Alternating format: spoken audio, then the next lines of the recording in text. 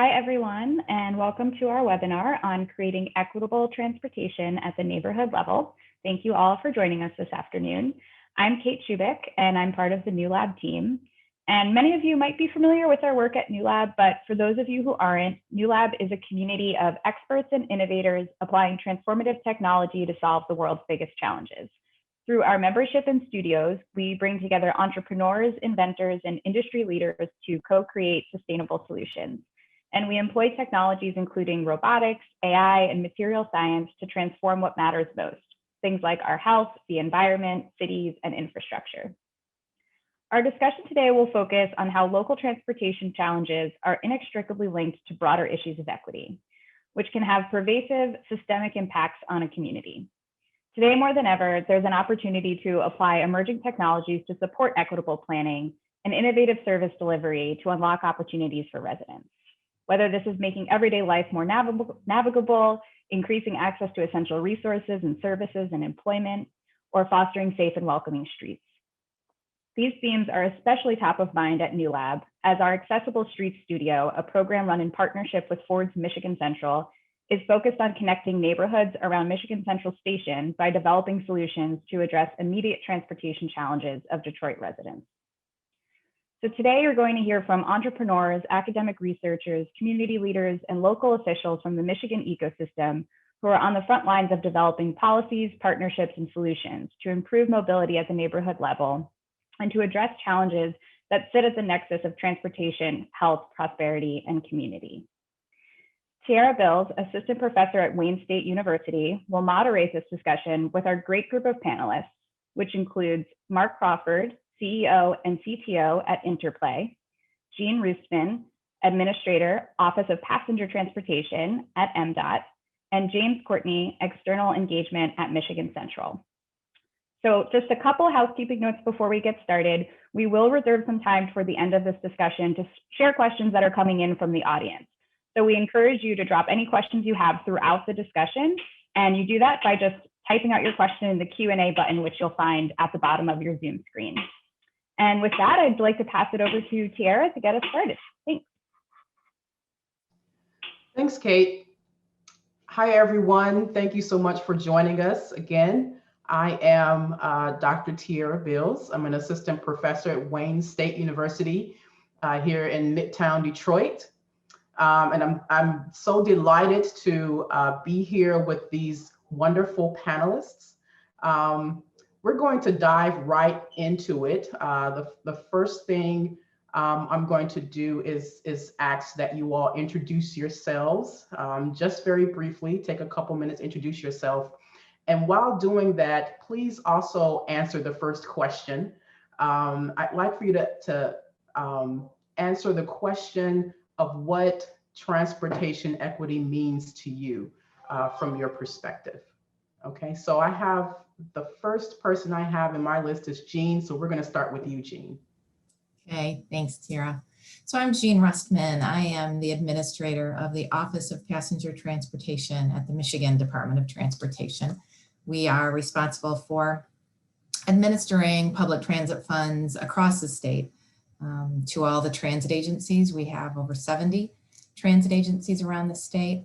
And I have been with that office for a little over 30 years, but almost 3 in this current position.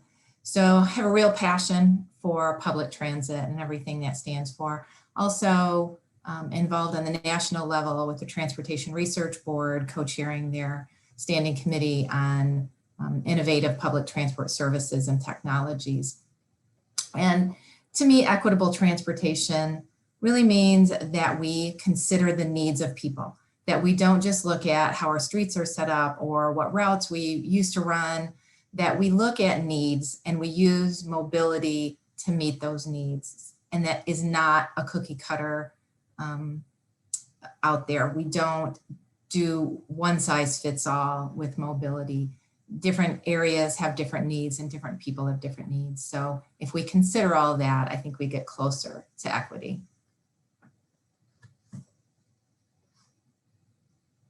Thank you. Next, let's have Mark go. Good afternoon, everyone. My name is Mark Crawford, and I'm the CEO of Interplay. And Interplay is a technology company that is focused on last mile delivery and improving the efficiency for that. And we use a variety of different technologies in order to accomplish that, everything from software to robots. And my background is in the automotive space and research. And so I have over 25 years of experience in automotive, working for Ford for around 18 years, another 4 years working for a Chinese automotive OEM called Great Wall. During that time, I've actually worked on Ford's first project for autonomous vehicles, and so helping to launch that, and then working at Great Wall in terms of helping them start their project for self-driving cars. And so I brought that experience over to Interplay to get that started. In terms of equality when it comes to transportation, I think what it means to me is thinking about how to make that more affordable for everyone. And this is actually one of the driving principles at Interplay, where we focus on reducing the costs for last mile delivery so that it is truly affordable for everyone who would like to have that type of a service. We also think that it's important in terms of equality to give communities an opportunity to have a say-so in terms of how, say, those type of transportation services are provided in their community. And we've been working to try to come up with solutions for that as well. Thank you, Mark. And last but certainly not least, we'll have James Courtney. Hi, thanks, Tara. So I'm James Courtney. I'm really happy to be here. Happy to be here with a fellow WS Wayne State alumni. So that's cool. Also a CMU alumni in Gene that I noticed. I also went there. A little bit about myself. So I work for Ford on the Michigan Central Development, which is our close to $1 billion investment in Corktown in Detroit. And that when that happened back in 2018, Bill Ford kind of set the vision of this is a place for innovation around, Michigan and Detroit's, blood, which is mobility and transportation. And this space, is meant to be a catalyst to kind of drive that into the future. My role, while not that big, is I think very close to this conversation. It's really about engaging with the community and creating a space in which we can work with the community and work with our business partners to understand, like, how do we actually make this, this better? And when I say this, it is mobility and transportation, to kind of lead into the question. Really, like, making equitable transportation, really, to me and to some degree Ford, really means how do you create access for everyone? And that can be through, cost, like Mark mentioned, or transportation systems like Gene mentioned. But it's really like, how do you look at the folks and look at the people who may have the least access and solve for them? Because if we solve for them, I feel like we are really solving for a better system that will just by default support everyone. So it's really the approach that I try to take, the approach I've taken in some of the past work. Before this Michigan Central role, which is very much rooted in development and its relationship to transportation, I led the Ford City One Challenge program, which was very much exactly how do you bring mobility solutions to communities around the country that have not, necessarily always had that access. So we really took a design thinking approach to solve issues that sometimes in the past, we as practitioners, I think, have kind of use the technology and the systems as a way to drive the change versus understanding what are the needs and using that as a way to try to create the solutions or find the solutions that match the needs. So equitable transportation to me is really, how do you create that access through that process? Fantastic. Thanks so much, all three of you, for sharing. Myself, as an academic, a lot of times we hear the definition of equity, something like the fair distribution of costs and benefits, transportation costs and benefits. But that's such a, it's still such a vague sort of definition. And I think all three of you have touched on what it really means for transportation to be fair. We've touched on options making sure that there are options for transportation, making sure that transportation, those options are affordable, and making sure that those who have the least level of access can also access those options. So thank you for that. The next question that I'd like for each of you to answer is, and I hope this will set the stage for our audience members who perhaps are not familiar with Detroit. Any of you all can jump in, or actually maybe I should call on you. I'll call on you to make sure we remain decent and in order. So can each of you share your perspective on the current state of public transportation in Detroit? What are the travel patterns? Just set the stage for what it's like getting around in Detroit. So let's start with Mark. Okay, great, thanks. So I guess I have a personal story about, say, my family. And my mother lived in Detroit for several years, and she actually has a significant disability which impacts her own mobility. And so one of the biggest challenges that we've had is actually finding convenient and reliable transportation for her in order to do some of the most basic things that sometimes I think we take for granted. In her case, it was to find safe transportation just to go back and forth to her doctor's appointments. And that was pretty challenging given some of the mobility issues that she had. So I think that it's important that when we think about equality, we think about everyone's own, say, capabilities that they have. And some of it could be in terms of economics, and it could be in terms of your own physical capabilities and what you can actually take advantage of. And so for my mother, it was a real challenge in terms of finding those type of reliable transportation options where she felt safe and I felt comfortable in terms of making sure that she could get to where she needed to go.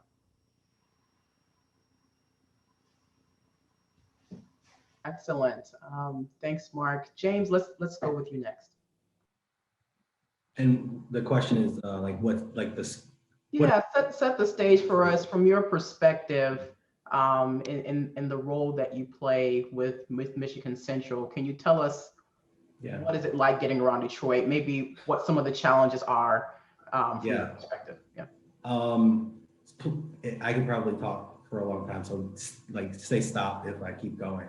But I think for folks who aren't from Detroit and haven't read a lot, which I feel like at this point everyone probably has some level of knowledge, but this is a really big place. And it's a big city, but then there's a big set of entering suburbs and a really huge swath of ex-suburbs that just are all stretched apart.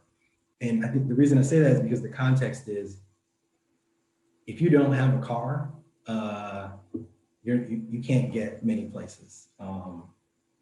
There's multiple transportation systems in Detroit or in the Metro Detroit that operate separately and have for a very long time. Lots of reasons behind that. We don't have to get into that, but they're disconnected. And what happens is I think there are spots in which you just can't get to unless you have your own personal mode of transportation. I'm sure folks may have heard that story of the gentleman who walked 12 hours a day to work for like 5 years. While there's probably not a lot of people walking 12 hours a day, but that actually happened. That's a real thing because it just doesn't work.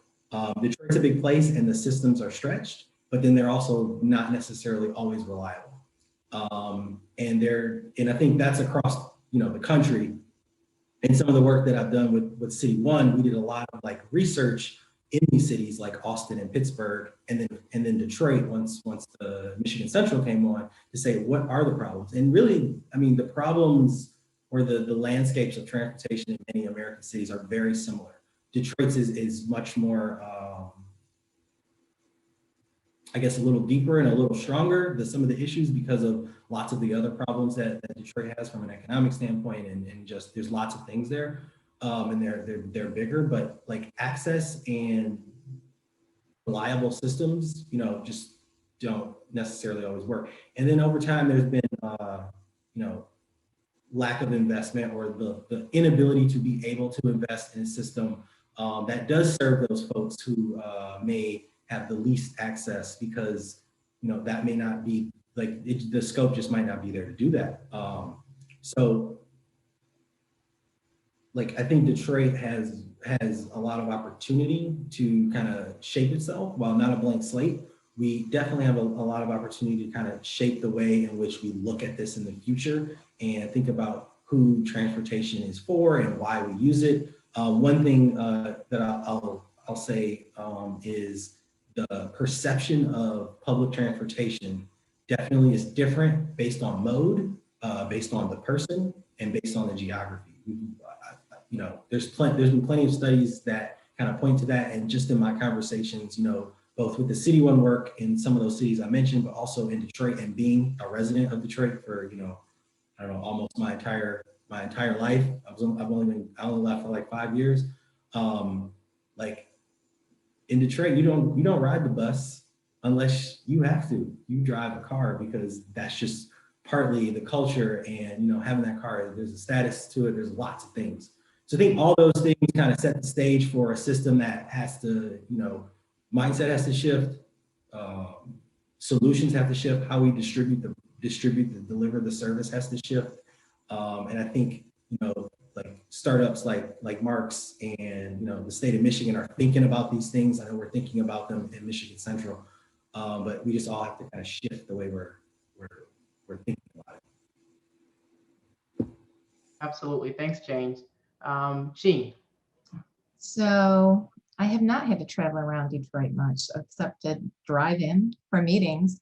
But I do have a definite perception from the state level that it's confusing and disparate, right? I mean, first of all, it is the motor city, right? And there is that whole status symbol of having your car, and that's led to some bad decisions in the past about transportation in the greater Detroit area, tearing up rail lines to make way for more highways. And I think what it's led to is a real patchwork, and there's a patchwork in the funding in the greater.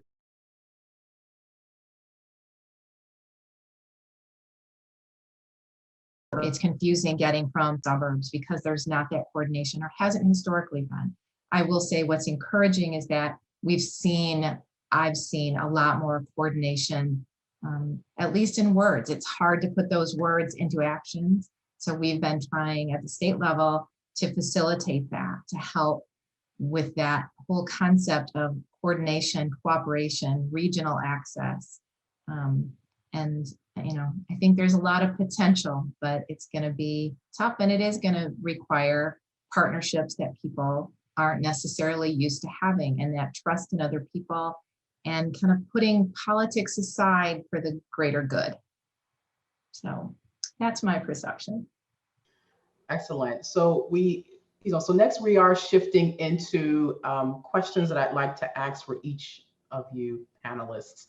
And Jean, you've started to touch on some of the things that I really wanted to hear from you based on your perspective from the Michigan Department of Transportation, which is what are some of the issues that are very specific to Detroit in comparison to other states around Michigan. If you have any further thoughts that you'd like to share on that. Yeah, and I think a lot of the issues are similar to what we find in large cities in Michigan and around the country. They might just be a little deeper in Detroit and a little more complex because of that motor city feel, and because of the patchwork where you don't have local transit funding that is the entire region helping fund transit.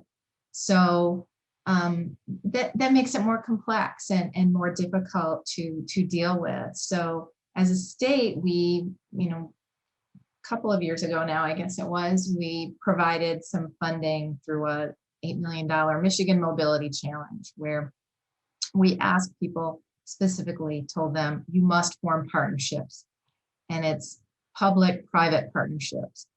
Talk to other providers in your area, partner with technology companies, reach out to people either in the communities that are underserved or people representing those that are underserved. and try to come up with a solution. So the funding we provided in Detroit was to really work on that regional access issue, especially for people with disabilities. So like Mark was talking about how difficult it was for his mother to find reliable, safe transportation to her doctor's appointments.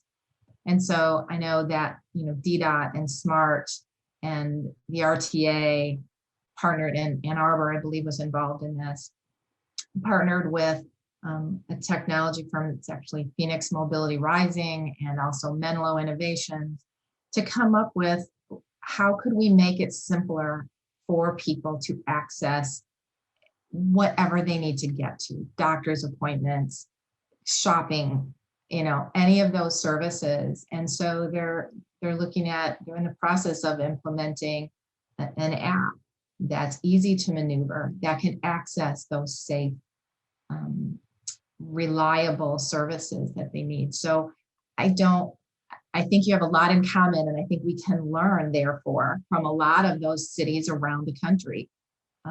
What is working there, and how can we scale it for Detroit? It's an exciting time to be in. Hopefully people are patient as it gets implemented, but I think there's a lot of really good things that'll help start solving those issues that Detroit faces. So I have a short follow-up question for you, Jean. Given your unique purview, can you think of one example from perhaps another Michigan city that you would like to see in Detroit, or that you think might be something that should be implemented in Detroit? Sure, and some of it, they're beating me to the punch too. One of the things that I always thought would be really useful is mobility on demand to fill the gaps. So you have a lot of routes that run through, but we know that misses a lot of neighborhoods, right? And so I believe both SMART and DDOT are starting to implement some mobility on demand services that I'm thrilled to see, because that, again, you're meeting people where they're at, right? You're taking their needs and maneuvering the buses to meet those needs instead of the opposite way of thinking. Some of the other things I've seen around, I think that could help all areas, some projects that are contactless fares, but done in an equitable way, right? So you can pay online, you can pay mobily, but you also have places you can go to put money on your account if you just have cash. So you don't need to have a credit card or a debit card to do that. And you don't necessarily have to have a smartphone to do that. So I think those things really need to be taken into consideration in Detroit. And there's a lot of great projects going on around the country and within our state that can be used to build that and to design that to meet the needs in Detroit. Excellent. Thanks so much. I really would like to ask you another question, but we're going to move on to our next panelist for the time being. And just, if there are other notes that come up that you'd like to share with our audience, we will reserve a minute or so per panelist at the end for you to flesh out those thoughts. Thank you so much, Jean. We are going to move on to James Courtney. So James, who is working with the Michigan Central project under Ford Mobility.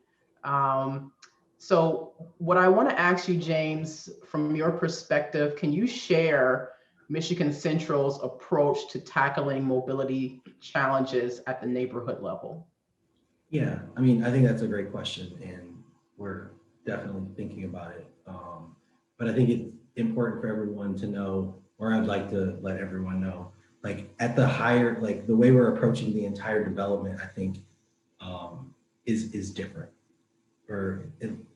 It is different. It's not a Ford campus. The first thing is this isn't a place for Ford to go make some stuff and then sell it like we do F-150s. It's not the same model. It is really an open platform for innovation and ideas. And I think that's like a bedrock foundation to kind of start to think about where can you actually get the good ideas from? How do you find the good ideas? How do you, meet, like in a place like Detroit, how do you act like in a efficient way, fill those gaps in transportation?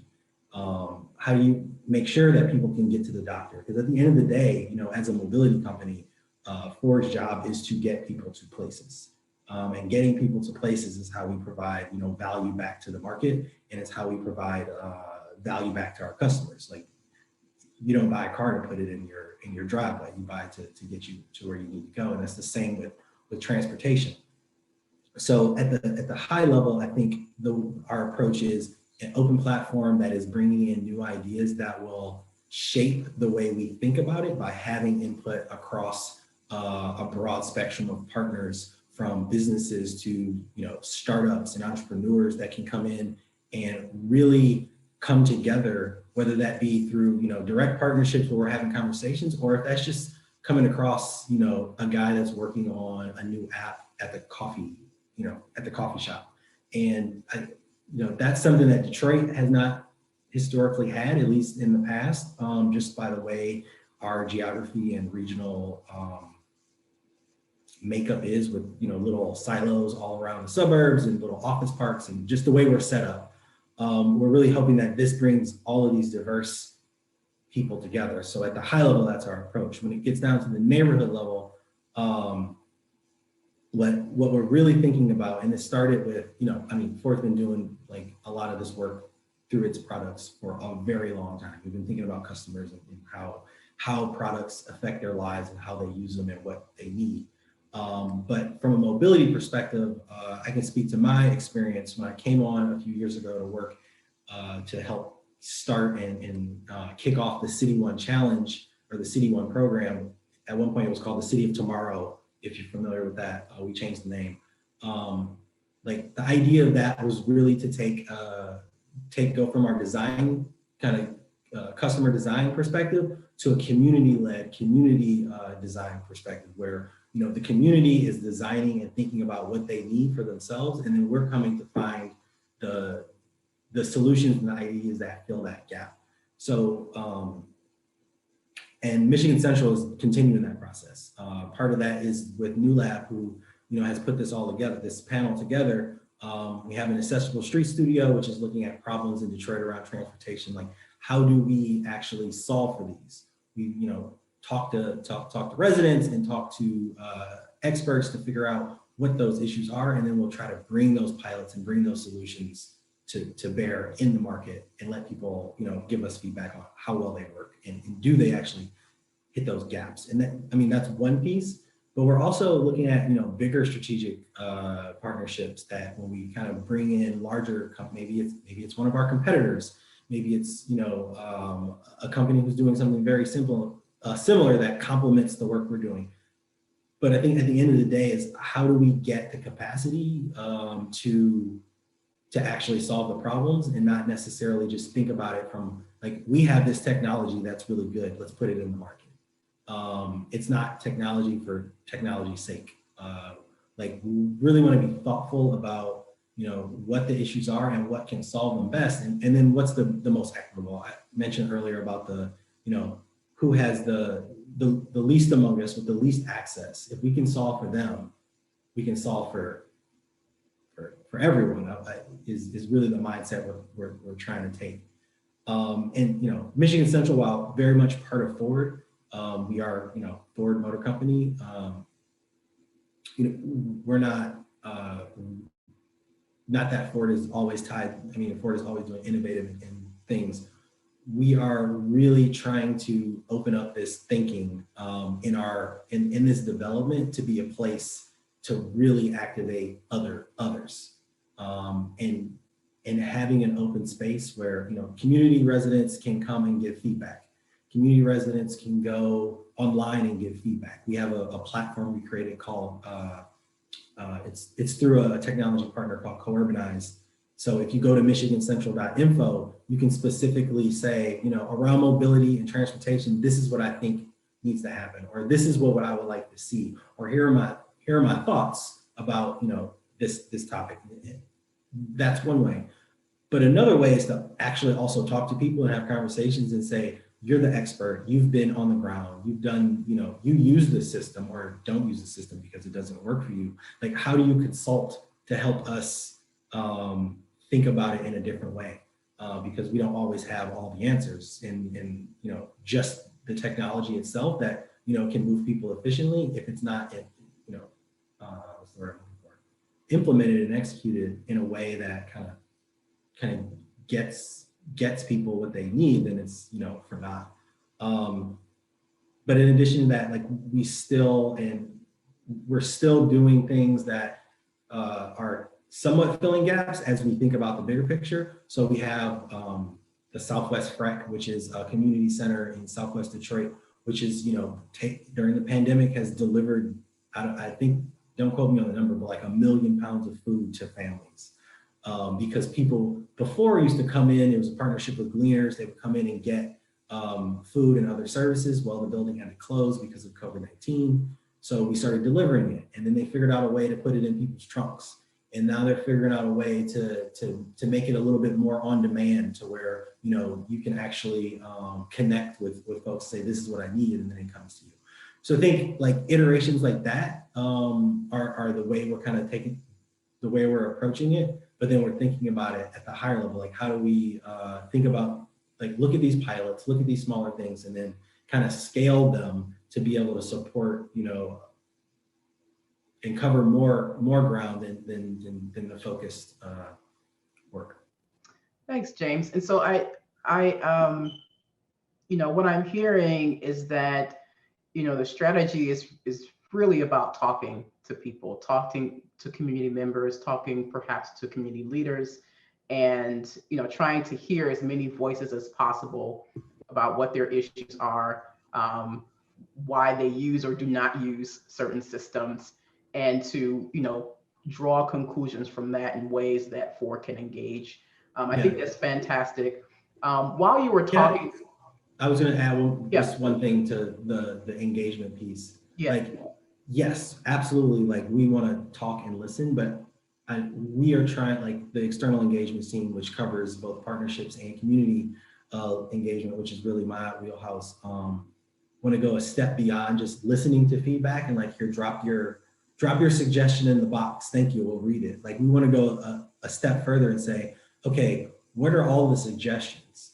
How do they kind of align? We start to see themes. Now let's take that thinking and apply it to a pilot that we have, or apply it to the ideas or the technology that we already are creating, or go find the new technology if we don't. A lot of times it is about matching and bringing that capacity to Detroit, because, you know, Detroit's, you know, there aren't as many marks in Detroit as, say, maybe in California, and it's the truth.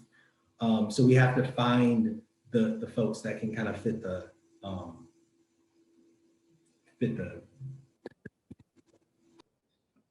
need. Thanks so much, James. So I do want to ask a follow-up question. I'm hoping you can, you know, I'm hoping that you can sort of condense this. It's a big question. Condense it into 2 minutes for me. Because it occurs to me that many of our audience members may not know how big of a deal this Michigan Central project is for Detroit, and the significance of the location. So I'm wondering if you can, and I know this is a little backwards, I probably should have asked you this first as a lead in, but I'm wondering if you can just share for our audience members, you know, the high notes. What is this Michigan Central project? What does it mean for Ford? What does it mean for Detroit? Sure. Thanks for asking that, because while I feel like I always say that, like what it is a big thing, and it's really important to kind of level set on what it is.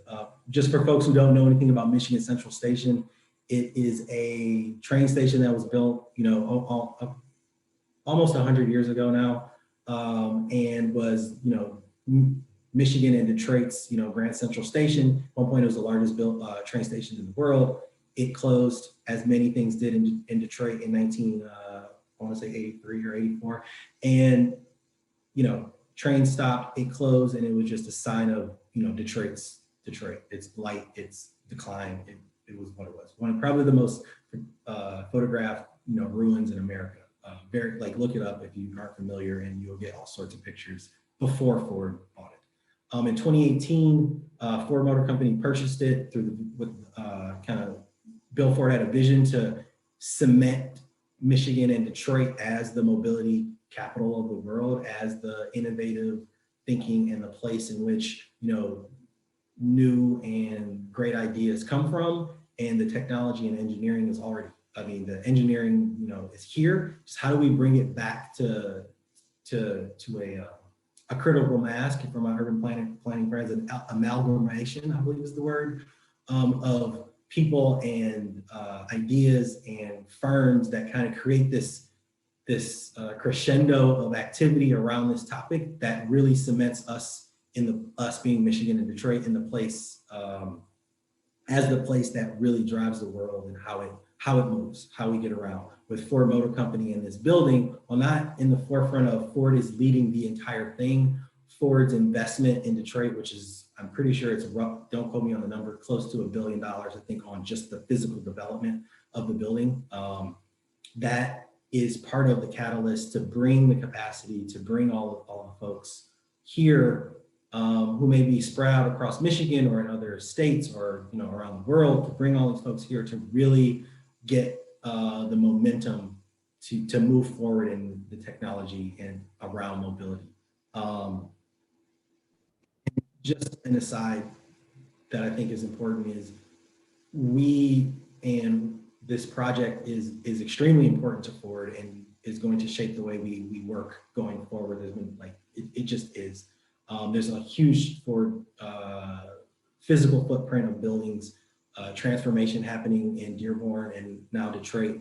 The Michigan Central Station is just one building. We also purchased the book depository, which is going to be a place for makers. It is going to be a maker space with the ability for you to touch and feel and do and make things, but also a place for small startups to have space where they can be next to other companies that are similar to them with similar ideas. Really think of it as it's going to be a mobility hub that will have activity in this space from employees and firms. Then we also have a building, we're building a mobility parking hub, which will be a node for transportation throughout Southeast Michigan, which will connect to the Detroit riverfront and some of the work that's being done with the greenway that's being created down there. And of course, our autonomous vehicle business sits right in Corktown and has for a few years now. So it's a huge investment in the area. Thanks so much for sharing that. I know that it takes us a little bit off of the topic, away from transportation equity in Detroit at the neighborhood level, but I just thought it would be informative background information so that people know that this is a massive effort going on in Detroit, and they also have a very clear focus on how they can support transportation for those who are in need of it in the city. So thanks so much, James, for sharing that. So now, last but not least, certainly not least, we're going to move on to Mark Crawford. Mark, I'm really excited to hear about Interplay. Can you tell us our audience about your experience founding and launching Interplay? For example, what kind of research did you have to do about the history of transportation and mobility in order to identify primary users and to be competitive as a startup in Detroit and on the scene? Okay, thank you. That's a great question. Part of the motivation for creating Interplay in the first place came from my experiences when I worked at Ford on the autonomous vehicle project, starting in the very early days, all the way till when I was the chief engineer for autonomous driving systems at Great Wall. And one of the things that I noticed was that there's so much really great technology that is happening. Could be with autonomous vehicles, it could be with delivery robots, it could be with other systems. There didn't really seem to be a real good integration or collaboration between those systems. And actually that was part of the motivation for the name Interplay.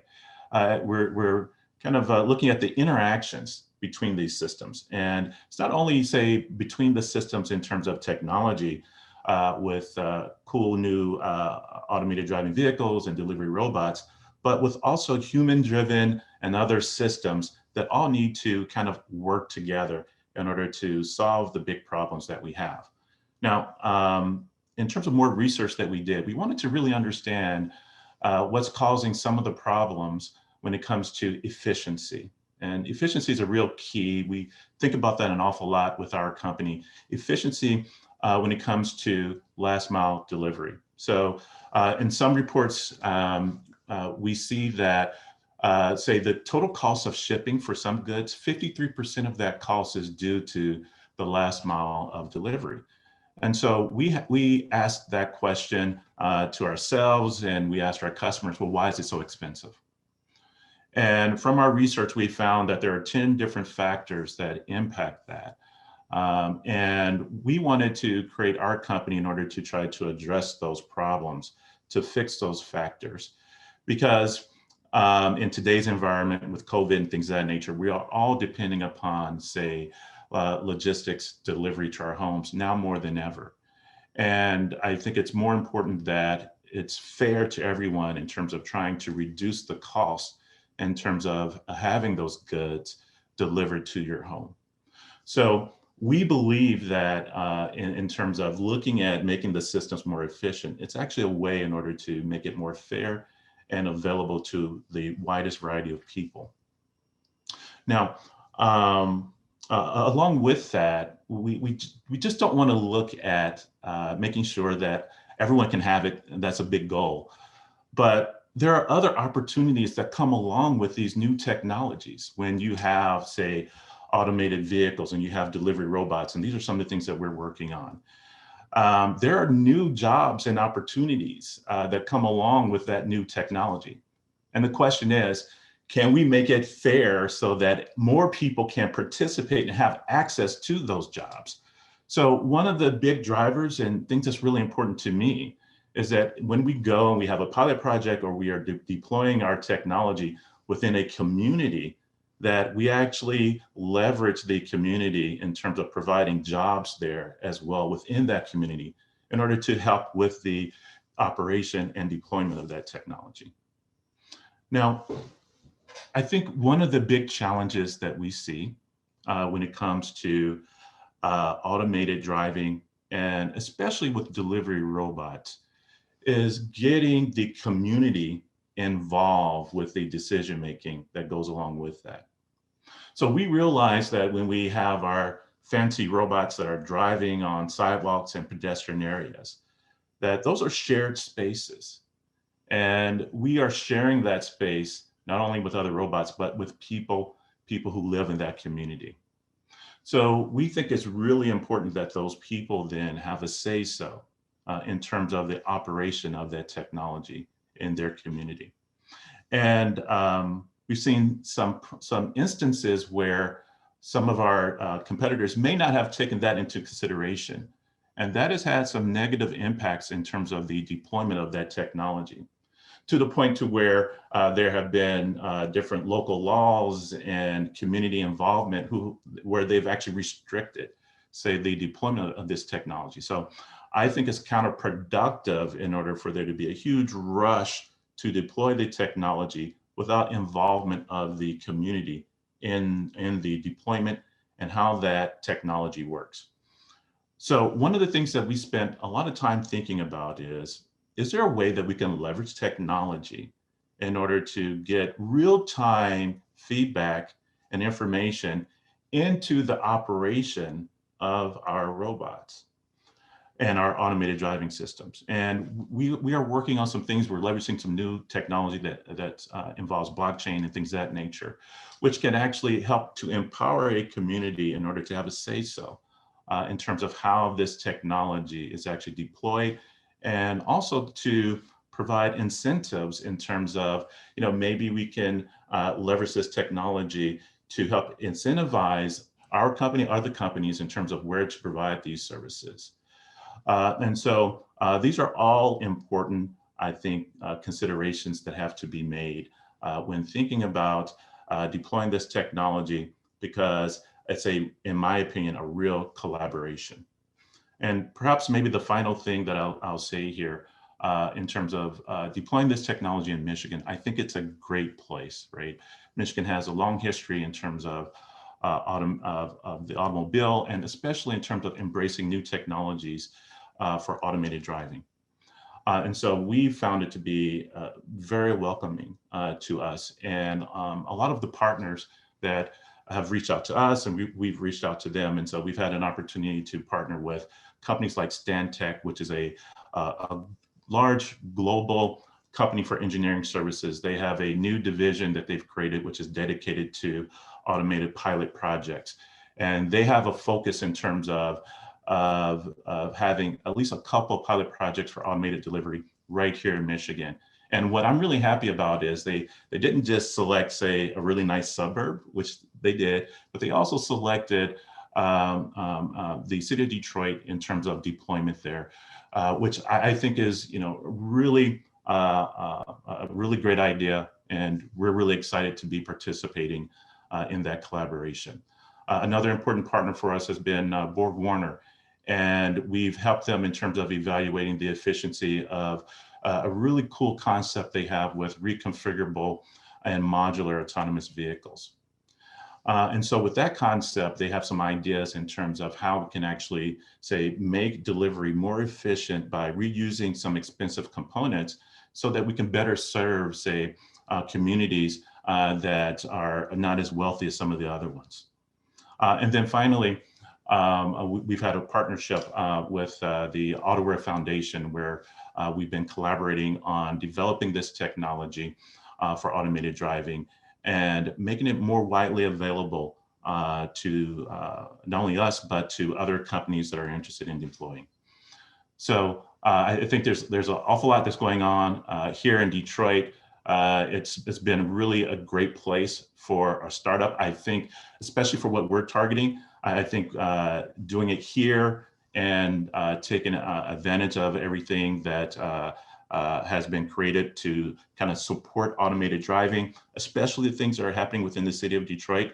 I also didn't mention that we're also looking for a very small deployment on Wayne State University's campus. I'm a PhD student there as well. So it's an excellent opportunity to help some of the other students that are there at the university get some practical experience in terms of deploying automated technology for delivery robots. So that's just a snapshot of some of the things that were going on and how we think about making sure that we can greatly expand the accessibility of efficient, low-cost delivery to everyone. Fantastic, Mark. You touched on, just so many very interesting points. And also you've helped us to see another side, I guess, of this equity piece, which is that, equitable transportation is about getting where you need to go, but for those who have limited accessibility. But what you mentioned and what you brought up is also it's about job creation. So as we are rolling out new transportation technologies, thinking about job creation, thinking about who will have access to those jobs, and also the work that you do with Interplay. What I'm hearing is that it's also about getting people the things that they need. So it's not necessarily about someone traveling, to some destination to access amenities. It's also about making sure that people, perhaps can stay at home and, also have options, affordable options for accessing what they need. So thanks so much for picking that up. So I really want to, ask follow-up questions, but I all three of you will be hearing from me after this call. I think that what I want to do is we're going to do a super quick, 30-second to 1 minute, conclusion. And what I'd like for you to do is just impart, based on our discussion, impart one thing that you think our audience members need to know with regard to, say, lessons learned about how to advance accessible transportation in urban environments. So Jean, we're going to go Jean, Mark, and James. Okay, thank you. And I'll try to keep it brief. It's a big question. For me, what I think is that we all need to start thinking in a systems approach, right? mobility is a system. It's not one mode or another mode. It's how do they all interact, and how does that system best serve all of the people that are in that system. So, if we think about that, and we view everything with how does it fit into the system, and how is something that we maybe thought was built for this, how can it solve this problem? There's a lot of technology out there that was designed for something completely different than what it's currently being used for. And that's because people talked to each other and expressed their needs and desires, and learned about the products that were out there and said, oh, wait, if it can do this for this clientele, it can also serve this need over here. So really taking those blinders off, taking those walls down, looking at the system and partnering with everybody, even if you don't think they have anything to do with what your situation is. It's been a huge lesson for us, and hopefully we can continue deploying it that way to keep putting more solutions out there that can be scaled to meet any community's needs. Fantastic. Thanks so much, Jean. Mark. Great, thank you. So Jean, I agree. Systems approach is the best approach. And so I could go on and on about that, but I'll keep it brief. I think that what's really important is that with so many companies tackling such a hard problem, I think it's really too challenging for one company or entity to do it alone. Collaboration, I think, is the real key. And so I think that, and I think that we're starting to see it happen. I think that it needs to be accelerated in terms of multiple companies coming together, trying to solve these very challenging problems, bringing their resources together. I think that's how we can actually then really, solve this problem and give more opportunities to more people. Thank you, Mark. And James. Sorry, would you repeat it one more time? Just I don't want to miss anything if I can. Yes, if you could take 30 seconds to 1 minute to share, one thing that you think our audience members should take away from our discussion with regard to advancing transportation equity. Wow, there's a lot. I put it into one thing. Wow, there's a lot. I think it is a collaborative effort that we must all, anyone who's involved in this work has to think about it from a group effort. I think this isn't, we're not selling iPhones. We're doing something that I think that while on the surface sometimes can seem a little wonky and boring, I think it's really important to think about it. And everyone has their own thoughts about what walkability is and what open space looks like, and how, to a systems approach, how all these things fit together. But at the end of the day, I think we have to think about it in a way that the end user is the one that is the end user is really the kind of the goal line. How do you get that end user to where they need to go in the most efficient way with all those other things included? Fantastic. Thanks so much, James. We're going to end with that. I'm going to now pass it back to Kate. Great. Thank you so much, everybody. This has been an excellent discussion. I wanted to pop on with a few minutes left to add some audience questions in for all of you to respond to. So the one I'll start with, and it's a bit specific, but I think we could also broaden it to get your perspectives. A question comes in about, can you imagine kind of a state agency, so Department of Public Works or MDOT, working with Michigan Central and Ford and maybe someone like Rivian on a kind of, semi-autonomous electric fleet that can fill infrastructure gaps? So I think that's specific. Would love to hear thoughts on that, but also public-private partnerships more generally. Have you seen those fill transportation gaps in Detroit or in Michigan? Do you kind of have them coming down the pipeline? Any thoughts on that, adding to this topic? So if I could jump in just really briefly and talk about the connected corridor project that's going on, and that is doing just that. It is for studying, bringing all kinds of partners. Ford, Cavenue is a company that was formed to do that specific project. MDOT's in it. We have other state agencies, private companies, all coming together to say, what does a connected corridor look like? How do we deploy autonomous vehicles in this space? How do we interact with others? And so yes, I don't know that like the state would deploy a fleet. We typically rely on, public agencies, local agencies, or private entities to do that, but we can certainly partner. And I think that is the key word for new technology, is partnering. Partnerships are key to it, so that we can address all of the little roadblocks that might get in the way of doing that and enable that to happen. So I think we're already heading down that road and have a good plan ahead of us for it. Excellent. Any other, James, I saw you unmute yourself. Any thoughts on that? I was just going to say, Jean, you beat me to the punch. That Michigan Mobility Corridor is exactly, I think, the kind of partnership and collaboration that is going to move us all forward. Excellent. Thank you. Okay, let's see. I'm going to try to squeeze another one in here. So someone's asking about where you all think individualized options like scooters, bikes, e-bikes are being considered in this landscape, or are there other solutions that kind of match that smaller neighborhood scale? These solutions are already at a scale that have shown they can replace maybe short bus trips. And so what does that look like in Detroit, and how do you see those options kind of fitting into the landscape? I can jump in from a Michigan perspective with a little like broader Detroit thinking. I think they absolutely fit, and the smaller scale solutions definitely have a place in the system of mobility.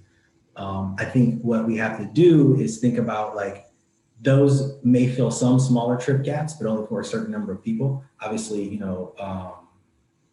someone's grandmother may not want to get on a scooter for obvious reasons. And many people in a place like Michigan may not want to use a scooter in a Michigan winter. So they have limitations, but they are definitely part of the system, and they definitely have a place. Bike sharing gives people the ability to use modes that they may be familiar with, and then scooters, obviously, they definitely have a place. I just wanted to very, very quickly add, sorry, that I agree that there are projects going on in Detroit now looking exactly at this question. For example, how might bike sharing stations be located in places where they can connect transit users to final destinations, or connect transit users to major transit hubs, and things like that. So we are, from a research perspective, we're studying this right now. How can we leverage micro mobility options and alternatives to support and improve accessibility in Detroit? Sorry, go ahead, Jean. No, you kind of touched on, I think there's sharing of all kinds. And when we talk about shared mobility, we're not just talking about, sharing, being all in a vehicle at the same time. We're also talking about shared vehicles where, it's consecutive sharing, that I use it and then you use it. And that can be a car, a scooter, a bike, a moped, any options that you can think of, mobility options. And we need to look at what is the best way to have a shared ride. And it's a system, right? It's the combination of all of that together that will help us implement all the non-motorized and micro mobility options that are out there. Awesome, thank you. And I just want to squeeze in one last question that came in for Mark. I think this is a great question. Given the ever-changing technologies and autonomous vehicle capabilities, what is the most effective approach you have found to educating the public on the benefits of these technologies, while also ensuring that it will be done and kind of deployed in an equitable way? Yeah, that's a really good question. It's really important in order to get feedback from the community on the deployment of this type of technology. I think having events like this and other town halls is a great way in order to put the word out. I think it's also helpful in terms of people seeing the vehicles out in testing situations, and they can see that it's safe, and they can see how they can interact with that technology. When it comes to making sure that we're fair in terms of the, say, deployment of this technology, it kind of goes back to one of the things that I mentioned before. We need to have a way in order to collect real-time feedback from the community. over time, people's and communities say their priorities change, right? And so you may actually get approval at one point in time, but as the time progresses, different priorities come up. So it's important in order to get that real-time feedback so that you can incorporate that in terms of how your service is actually accomplished. Just a real quick example, right? Right now, because of the pandemic, I probably have 4 to 5 different carriers dropping off packages on my front door every day, right? Is there a way that this can be simplified so that maybe there's only, one carrier? And so I think in the future, we're going to get to a way in order to have this things that are, say, consolidated. There's more collaboration because, I don't think it does anyone any good to have so much traffic going around. We can figure out a way in order to optimize and control how we are making these deliveries, then everyone, I think, benefits from that. And I think that we can get there. We can use technology in order to help, I think, facilitate that process. Excellent. Thank you so much, Mark. I know we've run a few minutes over, so thanks everyone for hanging in there with us. Big thank you to our panel, and of course, Dr. Tiara Bills, our moderator, for a wonderful discussion, and for everyone joining us today. And we will be sharing a follow-up email after this with a recording of the event, so you can revisit it, share it around. And thank you all again for being with us. Take care.